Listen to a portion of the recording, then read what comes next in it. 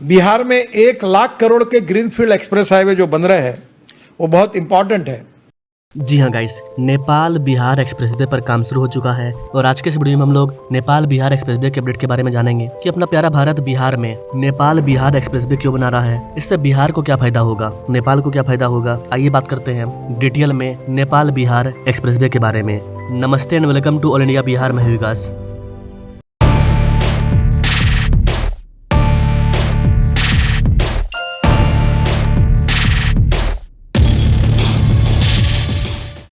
सबसे पहले बात करेंगे ये एक्सप्रेसवे बिहार के लिए कितना ज़्यादा इंपॉर्टेंट है, इससे बिहार के कौन कौन से इलाके को, कौन कौन से गांव के लोगों को फायदा होगा। देन बात करेंगे पूरे भारत को क्या फायदा होगा, इसके बनने से न केवल बिहार बल्कि बाकी राज्यों को और क्या क्या फायदा होगा। यहाँ पर गाइस सबको बता दें कि नेपाल और बिहार के बीच में काफी ज्यादा बॉर्डर शेयर होता है और बिहार से नेपाल जाने के लिए कोई भी कड़ा कानून नहीं है। आप आसानी से बिहार से नेपाल आन जान कर सकते हैं, लेकिन नेपाल को दुनिया के अलग अलग कंट्री से जुड़ने के लिए समुद्र का मार्ग चाहिए। नेपाल को समुद्री मार्ग कहाँ से मिलेगा?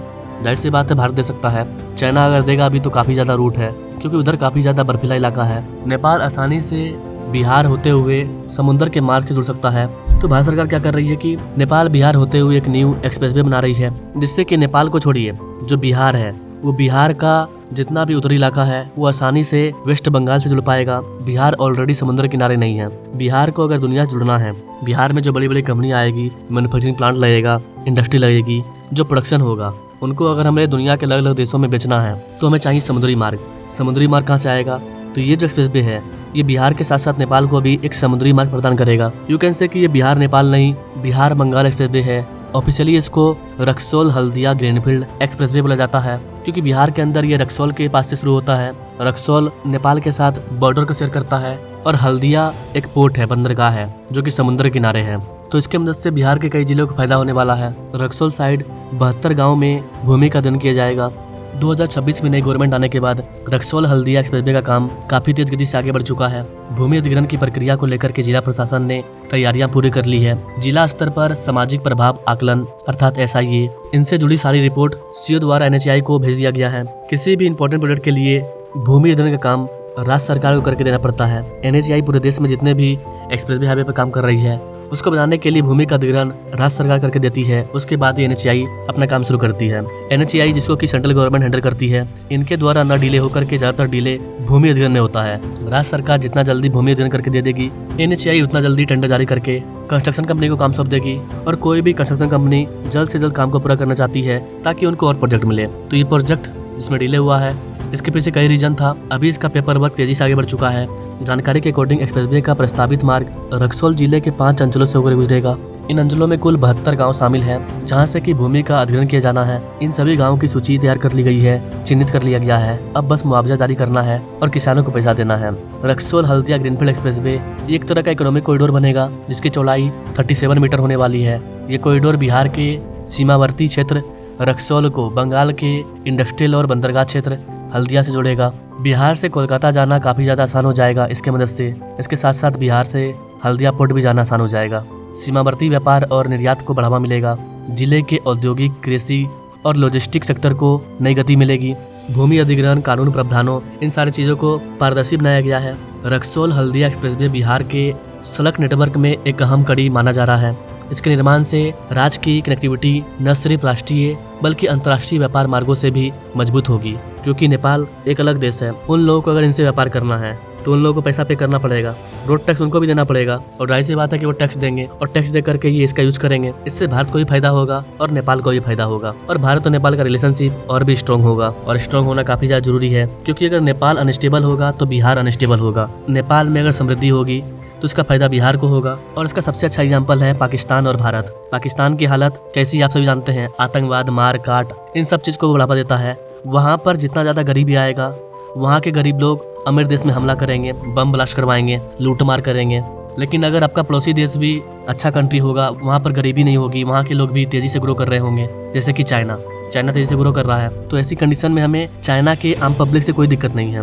गवर्नमेंट जो भी करवाए अलग मैटर है, लेकिन जैसे बांग्लादेश है, बांग्लादेश में जब गरीबी आया, म्यांमार में जब गरीबी आया, तो वहाँ से रोहिंग्या लोग घुस करके भारत में आ गए। क्यों आ गए? क्योंकि भारत एक अच्छा देश है, यहाँ पर हमें खाना मिलेगा, रोजगार मिल जाएगा, कहीं काम कर लेंगे, ऐसा सोच करके वो लोग यहाँ पर आ गए। नेपाल में भी जो चीज हुआ था, नेपाल अगर अनस्टेबल होगा तो उसका इम्पैक्ट बिहार पर पड़ेगा। तो भारत ही चाहेगा कि नेपाल स्टेबल रहे और नेपाल भी तेजी से ग्रो करे। तो भारत का नेपाल के साथ काफी अच्छा रिलेशनशिप है।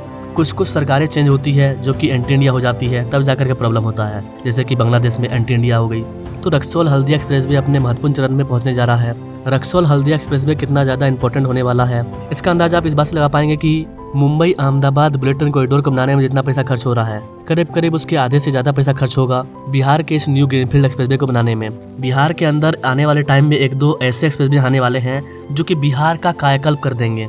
एक तो ये वाला रक्सौल हल्दिया एक्सप्रेसवे, एक Gorakhpur Siliguri expressway, Amas Darbhanga expressway, Patna Purnia expressway, Varanasi Kolkata expressway, इस तरह के और भी एक्सप्रेसवे हैं। ये एक्सप्रेसवे हो जाने के बाद बिहार का कायाकल्प होना निश्चित है, क्योंकि एक्सप्रेसवे कोई छोटा मोटा चीज नहीं है। 4 लेन हाईटेक राजमार्ग मिलना आसान बात है।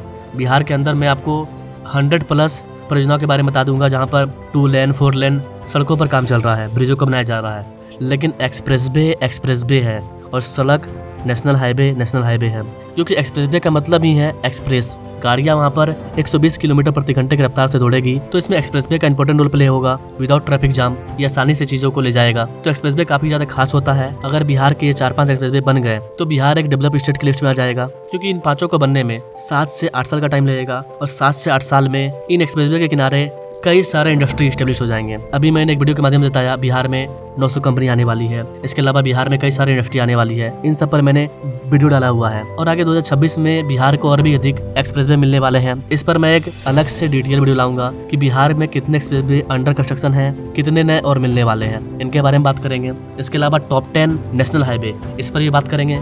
इस वीडियो में हमने मेनली रक्सौल हल्दिया एक्सप्रेसवे पर फोकस किया, जो कि बिहार के 8 जिलों का कायाकल्प करेगा, 8 जिलों का फायदा पहुंचाएगा। शिवहर, मुजफ्फरपुर, समस्तीपुर, बेगूसराय, लखीसराय, मुंगेर, जमुई, ये ऐसे जिले हैं जहां पर काफी ज्यादा इंडस्ट्री स्टेब्लिश होने वाला है और ये जिले इसी एक्सप्रेसवे के रूट में पड़ते हैं, तो इनको फायदा होगा। बिहार के बाकी जिलों को भी फायदा होगा, पटना पूर्णिया एक्सप्रेसवे से, गोरखपुर सिल्लीगुड़ी एक्सप्रेसवे से, अमास दरभंगा जो कि जल्दी पूरा हो जाएगा। इन सब से अलग अलग जिलों का फायदा होगा। झारखंड में देवघर, दुमका, जामताड़ा, इनको फायदा होगा। तो ये काफ़ी इंपॉर्टेंट एक्सप्रेसवे है। अभी अगर आपको रक्सौल से हल्दिया पोर्ट जाना है तो 17 से 18 घंटे का टाइम लग जाता है, लेकिन ये घट करके मात्र 13 घंटा हो जाएगा। यात्रा काफ़ी ज़्यादा सुगम हो जाएगा, कई सारे लोगों को रोजगार मिलेगा, इंडस्ट्री, कृषि उत्पाद। ओवरऑल देखा जाए तो बिहार के लिए ये एक्सप्रेसवे एक वरदान साबित होने वाले हैं। ये जो 1 लाख करोड़ के करीब 8 ग्रीनफील्ड एक्सप्रेस हाईवे और 1 इकोनॉमिक कॉरिडोर और 1 रिंग रोड का निर्माण हो रहा, रक्सौल से हल्दिया ग्रीनफील्ड एक्सप्रेसवे जो 35,000 करोड़ का है, जिसकी लागत 700 किलोमीटर है और 18,000 करोड़ की लागत से 370 किलोमीटर का एक्सप्रेसवे बनेगा। और यह कॉरिडोर निश्चित रूप से बिहार के रक्सौल, पूर्वी चंपारण, शिवहर, मुजफ्फरपुर, वैशाली, समस्तीपुर, बेगूसराय, पटना, लखीसराय से होकर जाएगा। दूसरा, पटना आरा बक्सर ग्रीनफील्ड कॉरिडोर उत्तर प्रदेश में जहाँ पूर्वांचल एक्सप्रेसवे समाप्त हुआ, वहाँ से पटना के लिए 8,500 करोड़ की लागत से 118 किलोमीटर लंबा 4 लेन ग्रीनफील्ड कॉरिडोर का निर्माण हो रहा है। इसका निर्माण कार्य 4 पैकेज में हो रहा है। यहाँ पर हमने रक्सौल हल्दिया एक्सप्रेसवे, बिहार नेपाल एक्सप्रेसवे के बारे में बात किया। आगे इन 5 में से और कौन से एक्सप्रेसवे के बारे में आप जानना चाहते हैं, कमेंट कीजिएगा, उस पर भी जल्दी वीडियो आ जाएगी अकॉर्डिंग टू योर कमेंट। तो कमेंट ना हो, बाकी मिलते हैं अपने लोग अगले वीडियो में, तब तक के लिए जय हिंद।